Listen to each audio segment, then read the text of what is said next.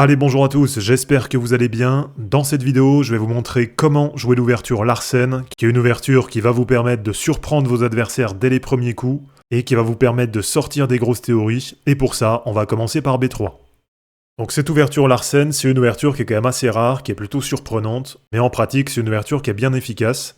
Et historiquement, c'est une ouverture qui était pas mal jouée dans les années 70, et après, c'est vrai qu'elle était un peu moins jouée, mais là, depuis les années 2010, c'est une ouverture qui revient sur le devant de la scène. Et on a notamment Hikaru qui la joue assez souvent, avec 402 parties référencées. Et on a aussi par exemple Magnus, qui a quand même 71 parties référencées avec l'ouverture Larsen. Donc c'est une ouverture qui est quand même bien appréciée des grands joueurs. Et pour continuer, on a les noirs qui ont joué D5. Donc les noirs qui viennent directement prendre le centre. Et ici, on va jouer directement fou B2. Et là, l'idée, c'est directement de mettre la pression sur la grande diagonale A1, H8. Donc on prend pas directement le centre, mais on le prépare intelligemment. Et là ensuite, on a les noirs qui vont jouer cavalier F6. Côté blanc, on va continuer avec E3. Donc une nouvelle fois, on se livre pas trop, on vient pas directement prendre le centre. Ensuite, on va avoir fou F5 côté noir. Pour continuer, on va jouer cavalier F3 côté blanc. Ensuite, on va avoir E6 côté noir. Donc les noirs qui mettent en place une structure de pion qui est bien solide.